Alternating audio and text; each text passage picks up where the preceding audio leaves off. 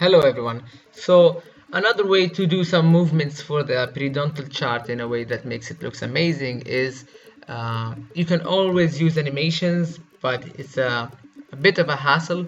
So let me show you this one. This one is actually from the promotional video for the periodontal chart. So by having the teeth falling down and then the background coming from the right side and then the gingival margin and the mucogingival line coming from the right side and the probing depth showing from below, and then finally the furcation involvement. It's so fast because I just took it from the promotional video. So let me deconstruct how it was done, and it's very simple. It just might be a little bit difficult only because in order to have the teeth coming, as I showed you before, coming from outside the slide in the beginning, in this example I'll show you again, you see the teeth coming out from outside. So in order to do that, you will basically have to ungroup each tooth, and then on every slide you will have each tooth separate, and you can never group them again.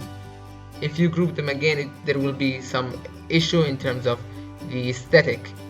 The whole slide will fade away and fade out and fade in again. So you can manipulate it and play around with it, and you will see what I mean.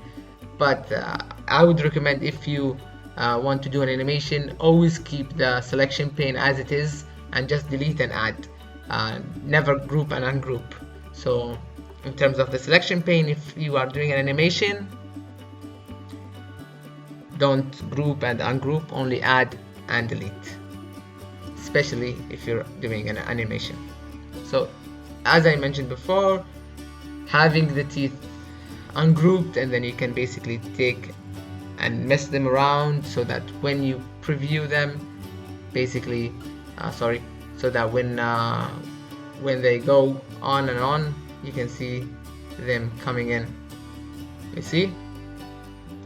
So to do that, first off you have to remove all the parameters. Always, before you do that, always have a duplicate of the main drawing of your dental chart or periodontal chart, and never manipulate it in the animation. Just have it saved even in another document, just so that you don't lose it, and then you can experiment with the animation, especially if it's your first time. So what I did is basically the first slide I deleted all the parameters, I kept the teeth, I ungrouped them, and I just scattered them around the slide, outside the slide. On the next slide, I only kept the background and the teeth. They were ungrouped, but I did not move them. So just as if they were, I just ungrouped them, and the background I just moved them here and here and here and here, so that when you preview them, they just go in. Okay?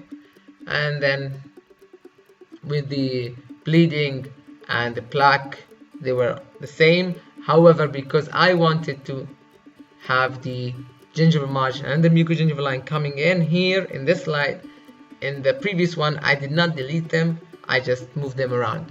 So whenever you move them around in the first slide and then in the next slide, you keep them in the right position.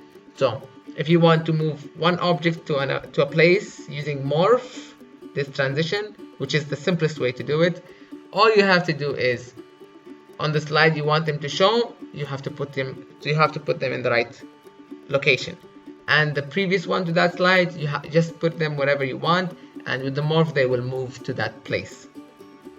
And then let's see. So as I mentioned before, this is where they are right now, and if I click preview, they're coming from the right side.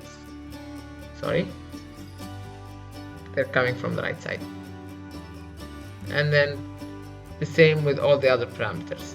Now a very good thing to know is always you can manipulate and edit the duration.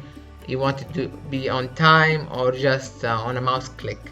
So if you choose to have it on a mouse click, then you have more control and you won't be rushed during the presentation. So this is another way of having cool movements on the periodontal chart.